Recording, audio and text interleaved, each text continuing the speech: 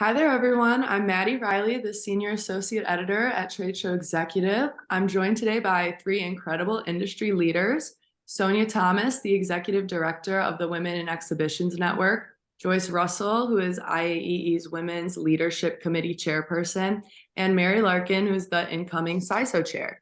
Thank you guys all for being on this call. Today, we'll be discussing the experiences of women in the trade show industry to highlight where we're at with women's equality and then how far we can go. So ladies, how are you guys doing today? Great. Great, thank you. So I'd just like to start out by asking you to share a brief description of your role at your respective organizations, just as an introduction to our viewers. I'll go first maybe then. So hi, Sonia Thomas, as Maddy said. So I'm the Executive Director of the Women in Exhibitions Network. We're part of a network that was created in 2018 by Joanna Chipka, and we work to defend women's rights within the exhibition industry and to also focus on women empowerment and how women can help to create a different pathway, a career pathway for themselves, so how they can actually be empowered. Mary? Oh, okay. So Mary Larkin, I am President of Diversified Communications US Division, which also oversees events in Europe and Asia. I've been in the events industry for close to 30 years, and actually maybe over 30 by this stage. And I am actually, as of this week, the chair of SISO, and I was past president of UFI. Great. That leaves me. Good afternoon. I'm Joyce Russell, and I'm the Managing Director of Sales for Visit Indy. We're a 100-year-old DMO that represents the city of Indianapolis, and I support a team of 15 sales professionals. And I have served on the Women's Leadership Forum Committee for about 5 years, and then was the chair beginning in January. So thank you. Very nice. Welcome, welcome.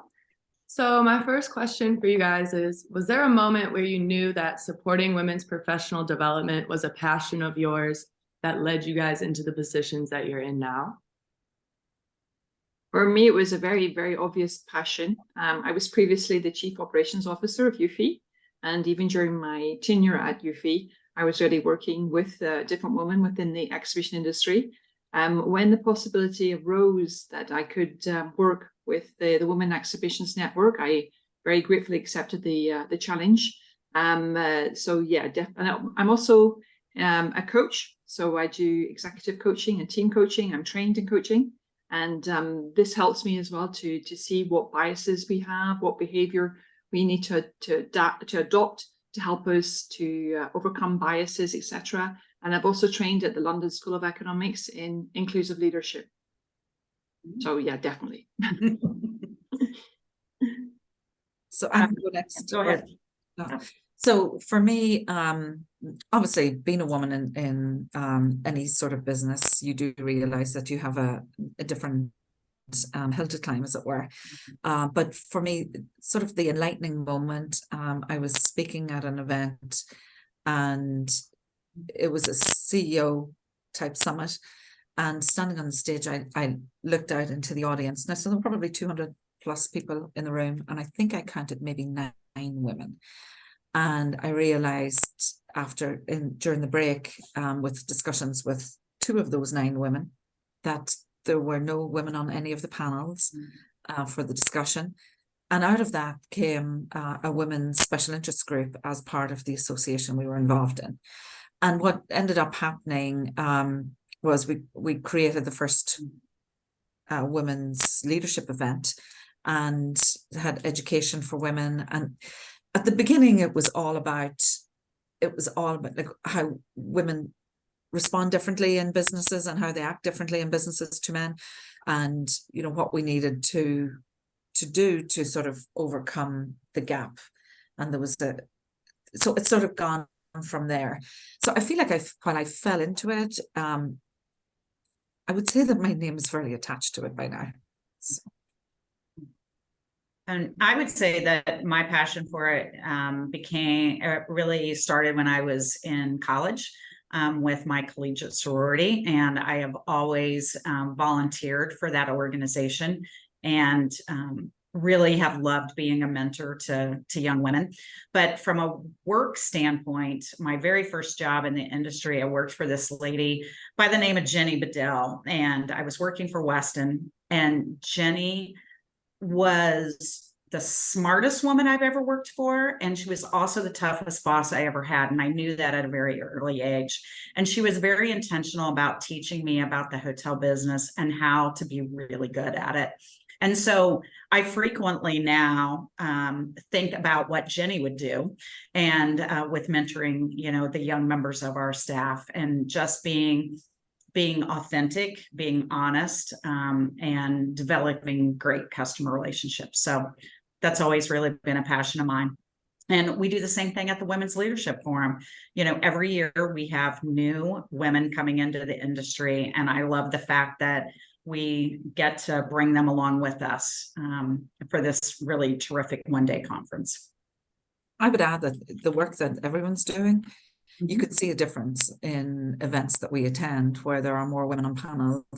Actually, it was a man who pointed out to me this week that there were, I think he said there were 60% of the speakers were women, and there were more women in the room. So you can see that it is changing.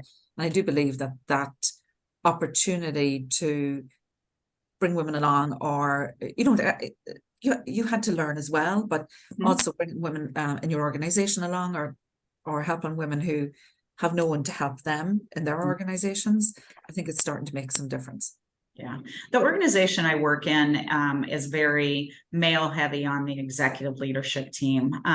So we intentionally last year created what we call the Directors Council, which is both men and women, but it really has allowed more women to have a face with our board of directors. And I think that's been really powerful for us to be able to grow. Definitely. And we at Women Exhibitions, I have a lot of different training programs. We have a lot of mentorship programs, etc. So we also are trying to help young women as well to encourage more young women to come into the industry, because as Mary and Joyce have mentioned, there's different changes happening at the top of the organizations. But what I really love to see is more and more young women coming into this business, because it's such a great business to work in. So kind of going off of what you guys said, like you're seeing these changes happening, and that's amazing. And so my next question would be, what is like the most rewarding part of being in a position to empower other women and to see like that you're making this change? Like, just what does that mean to you guys to be able to do that? I just love being able to see other women flourish and get that seat at the table. And our industry is very heavily female dominated, but not at the very top level. And so it's exciting for me whenever we get a chance to really raise women up. Yeah, I would add to that. I think that what's rewarding is actually seeing change and seeing organizations move women up or be more visible to women, and women being more visible in those organizations instead of it just being a male CEO attending an event. They are bringing more women to events with them. So there's the opportunity for education and so on. But I also think it's that I've noticed in the industry that women are advocating for themselves more. That is a subtle difference, because women tend to wait to be seen as opposed to negotiate for themselves. And I do see more of that negotiation. And I heard a story from an industry leader who said that if women aren't heard, they move out and they set up their own businesses and then later sell them on for a lot of money. So I think women are comfortable enough now to be able to take a stand or make a change or advocate for themselves, and that's what we need to be doing more of. And it is, you can see it's happening. I would agree with you. I really see it in our younger managers. They are not afraid to share with me and our leadership what they want and they need. And I think that's awesome, because I was certainly not that person when I was 27 or 28 years old. And I think it makes me feel more confident that I can do that for myself, and that I can support what they are asking for. So. And I think as well, it's actually to the benefit of the industry, because when you're bringing all these young women and you're giving them some form of career progression, then you're actually keeping them within the industry, and the industry will gain from that. So that's really, really important, I think, because there's a great deal of talent among the women, the young women, the middle-aged women, the older women, all the women that are within the industry, and we've got to use that talent. And for me, that's one of the big rewards. So it's to, as I said before, to empower the women, as Mary said, to actually have those conversations about pay rises, to have those conversations about promotions, and to feel that they're legitimate in doing so, because sometimes women often deal with imposter syndrome, which can be a big issue. So it's trying to work within ourselves, try to change our behavior, because when we change our behavior, we change the behavior of others. And Sonia, you've a unique view of the world, or you certainly did with UFI, seeing women all over the world. Are you seeing it in all parts of the world, or? I think we talk about the glass ceiling in Europe, in US, etc. We also talk about the bamboo ceiling in Asia. So we talk about the labyrinth, because sometimes you go round and round in circles, but you never get to your goal. So I would say in many countries across the world, we are definitely, the issue is very similar. I would say probably the exception may be in more Nordic countries, which are an exception in many other ways as well. But unfortunately, it's a battle. It's not a battle at local level, it's a battle at international level. But that's the force as well of having a network like Women Exhibitions, is that we're bringing women together from across the world to share experience, to benchmark, and to advocate for other women. You guys all do like incredible work, and just like the difference you guys are making, it's like very tangible and like you can see it. So that's like amazing to hear. So I would say that each of you could be considered a role model for young women, up and coming women, those just entering the industry. So for those who are just kind of starting out, what would you say are the most important lessons and tools that they need to become a leader in this landscape? And if you could tell yourself something when you were just starting out, if you could go back and give yourself some advice, what would that be? Perhaps I would say to take your own destiny into your hands. I personally, when I started, I depended much on others about my career progression. So it was often much more chance, etc. But I think young women nowadays, they should have ideas where they want to be, even if that may change, obviously, because at 25 you may not know where you want to be at 40. So that constantly evolves. But actually take their own destiny within their hands, I think. And I think the younger generation also have a much clearer idea about work-life balance, maybe more than older generations did. And I think they're absolutely right. And that's an important thing as well for employers to integrate, that the people don't want to work all the time. They want to have work-life balance. And that will, and I think the industry will be richer for that as well, because I think it helps as well to give people some space, some brain space. I would say don't be afraid to try new things and to fail. And I think when I was starting out in this career, you do everything you can not to fail. And I think it's okay to do that. I think it's okay to ask for new challenges. And I think the younger generation is much more willing to do that. I would say that I've been very lucky in that this organization has a really good work-life balance, and that starts at the top. And our CEO has a special needs son, so he is very intentional about the time he spends with him. And I think that really drifts down into our organization, that it is okay to have children and have to deal with their emergencies. And we say to each other a lot, we are not curing cancer, right? We're selling hotel rooms, and while we are an economic force, there's not too many emergencies that really need to, I guess, upset your work-life balance. So I echo what Sonia and Joyce have said. I think there's a few things that I might do differently, or I certainly would advise women to do, women coming through the organization. I'd say don't be afraid to ask. Don't be afraid to negotiate for yourself. Think of it as your career, not something that's controlled by someone else. You can make decisions too. I think look after all aspects of your life, which, when I heard Sonia comment, I was like, oh, we used to talk about, oh, we need a break. It's your whole life. It's not just your life shouldn't be just about work. So I think that work-life balance is important. I would say I fail miserably at it. But I have learned over the years to negotiate for myself, to advocate for myself, to think of it as it's my life, not their life, and to look after it that way. And I also think stand for other women as well. Like, I'm not afraid to get in the trenches with on an issue that women are facing.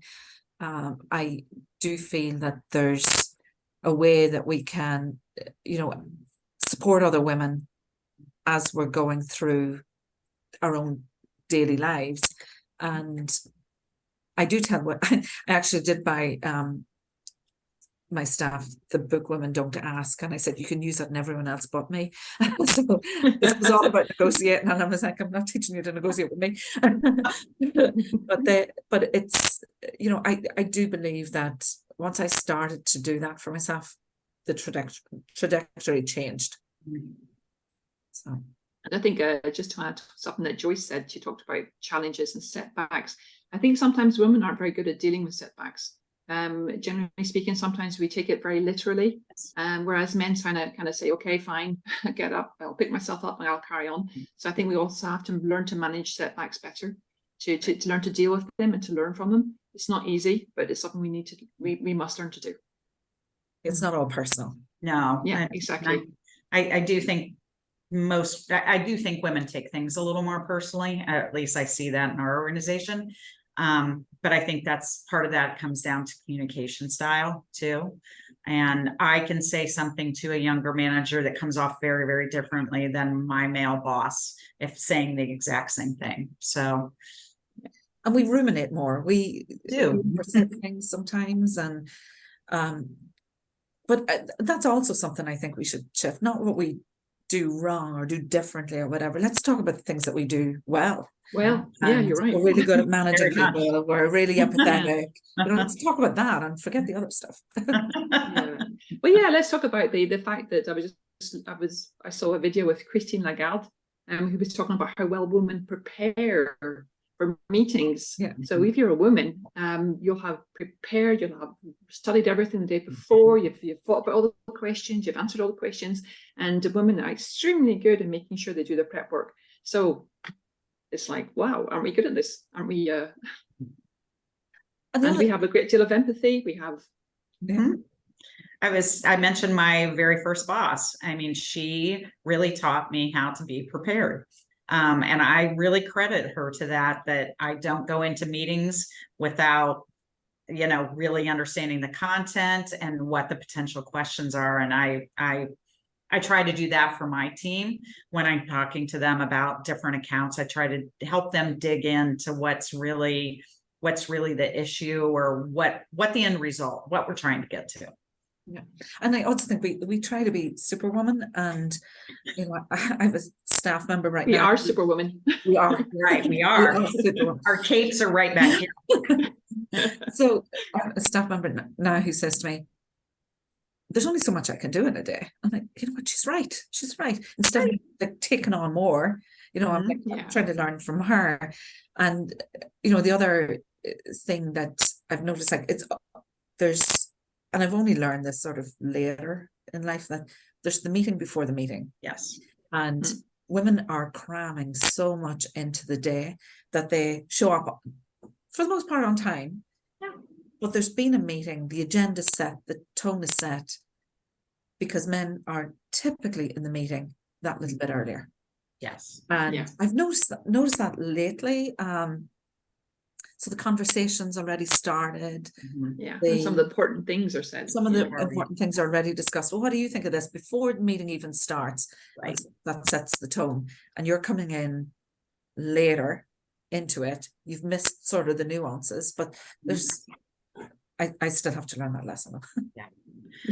I think one of the things women need to not be afraid of is to say no. And I mean that in the context of sometimes duties or responsibilities. I try to be very crystal clear about not having women's responsibilities and men's responsibilities. Now, there are some things I think we're better at, but I certainly wish when I'd been younger, I had been quicker to say, no, that's not my role to take the notes, or it's not my role to do this in a kind and learning way. But I wish I'd push back more. And I think sometimes that comes as a shock to men when women do that. But I really encourage my team to be very clear about what their responsibilities are. And it's also those other what we call non-promotional tasks, like note-taking, like organizing the team lunch, like whatever it may look like. And that even other women tend to ask women to do. Yes. Which is very interesting. So it's even, as you were saying, Mary, to help one another, to kind of encourage better behavior among ourselves is really, really important, I think, as well. So that those non-promotional tasks get shared with men. Yeah. That's all like very good advice, especially for myself coming in. Like I'm still learning about everything. And so this is all like very helpful.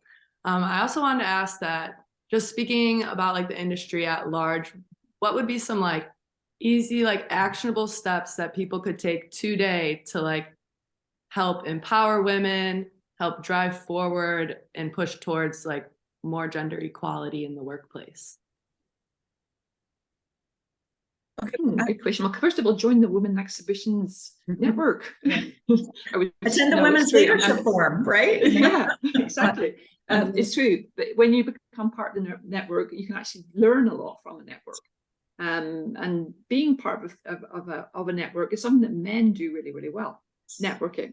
And we're not so good at it. So it's time that young women and other women, all women, learn to network better. And one of these may, for example, be joining the Women Exhibitions Network. And so the three of us represent organizations or are part of organizations that have education programs for women. Avail of them.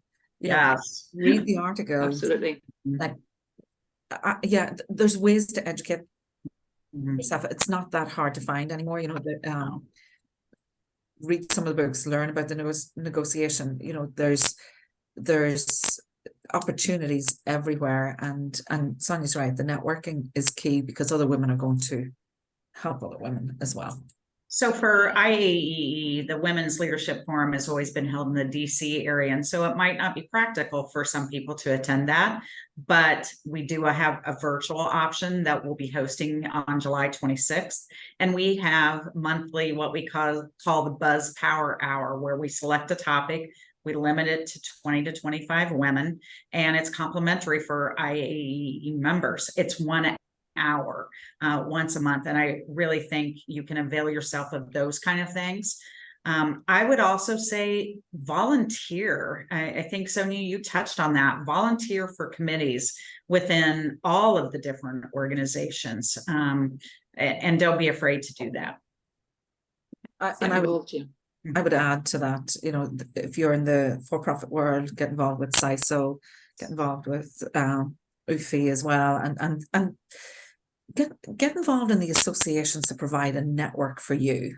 And that way, like with IAEE, there's tons of opportunity, so it's avail of it. And the other thing is, I wouldn't just say join, I would say be a part of it. Yes. Yeah. Be active, be visible. And another point is if you are asked to speak at an event, say yes. Yes. Say yes, because women often say, no, I can't do that. I hate getting up on stage. We all do. We all hate it. But Yeah. do it and be a part of it. And that way that helps your career as well. I think that's a really great point. And for me, on the Women's Leadership Forum side, I had attended for about 4 years, and we had been a sponsor during that time. And I called Karen Gonzalez and I said, I don't want to just sponsor, I want to be involved. And I'd really like for you to consider adding me to your committee when you add new committee members next year. And they did. And so I've served on that for 3 years, and then they asked me to serve as the chairman. So I think sometimes it's just asking. And I'd also say that, if you're looking at your job as well, don't be afraid to ask your boss or your boss's boss not for help, but for advice, how with something that you're working on, or because they're happy to help, because that's, I don't want to say nostalgic to them, because it gives them a break from dealing with the problem that they're facing. And like I have staff members who recently came to me for stuff that I hadn't done in 10 years. And I had a great time doing it. So I would reach out to, it's part of the networking as well. And you're learning to network with senior people too. Yeah. And you were talking about the diversity within the industry as well, Maddy, I think, in your question. So typically about 20% of the senior CEOs, managing directors, etc., within the exhibition industry are still male. So we still have lots of work to do, but systemic change takes time, as we mentioned before, but we will get there. We will help one another. I'm just going to plug very quickly the Women Exhibitions Forum Summit, World Summit that we're having in Maastricht in the Netherlands in June. So if you want to see when that happens, what's happening, we've got a great program together, talking about setbacks, talking about bias, talking about lots of different things we're talking about today. So sorry about that, but I just had to plug it. And actually, Sonia, we had a company here at speaking at the SISO CEO Forum or CEO Summit, and what the statistics they showed was that it's only 15% of CEOs are women in this industry right now, and that is up from 10 in the past 2 years. So while we're making some progress, if you look, when this all started, and if you look at many of the organizations in the industry, 70% of staff seems to be around the number 65 to 72 or 3% are women in the junior positions. And there's something that's happening as they go up the organization. At a director, at a manager level, it drops to 50%, and director level, it's 35%. And when I started talking about this issue, I think it was maybe 2014, 15, it was 9% of women were in the C-suite. So while there's some movement, it's still slow. It's still slow. Yeah, I think part of the challenge is that I think we've done a better job of figuring out how to give women career paths when they come back from maternity leave. But I don't think we're there yet. And I really do think some of that leads to a lack of females at top. They just get off the career path because women are still the primary caregivers. Let's be honest about that. So, one of the things we've tried to do really well here at my organization is giving women support for when they return. And that's even been doing contract positions, part-time positions, and not everybody's willing to do that. And I understand, but I think we're just going to have to be much more creative about how to get women back when they hit that, they're done with their childbearing years and they still want a career. Yeah, and something as well. Sorry, I just want to mention the pay gap as well. Yes. That's something that we need to do something about as well, because it's not normal that women get paid 20% less on average than men. So for the same work. Yeah, for the same work. Yeah, it's Same work. Yeah, completely same work. Yeah. Maybe and sometimes because women sometimes have other responsibilities and child caring, etc. Sometimes they work more than that to try to compensate for the fact that they have other Mhm. obviously strong areas of interest. So I think that's really important as well. So we'll get to keep women within the industry as well when we start to pay them properly. Yes. And why would you alienate 50% of the population? Like, so, Exactly. if you think of it that way, if you're looking at it, well, this is an opportunity for female leaders to help women, is to ensure that that pay gap doesn't exist in their organizations, and to ensure that women have the flexibility that they need. When a woman, she feels guilty about taking off to pick up her child or to go to a baseball game or whatever, but a man does it and he is Father of the Year. Right. And gets a lot of support for that. So we've got to change our lens as well. Great. Yeah, those are all like very good points and like very important issues that do need to be addressed. So hopefully we'll see some progress on those fronts, most definitely, with all the work you guys are doing. I'm very hopeful. This was all very like informative as well as interesting, and I'm very appreciative for everything you guys have shared. So thank you guys for joining the call today and discussing these important topics as we reach the end of Women's History Month. So it was great getting to know you guys a little bit more. And as someone who, like I said, is just getting started in the industry, I'm just very appreciative of your guys' perspectives and taking the time to share those with me and everyone watching.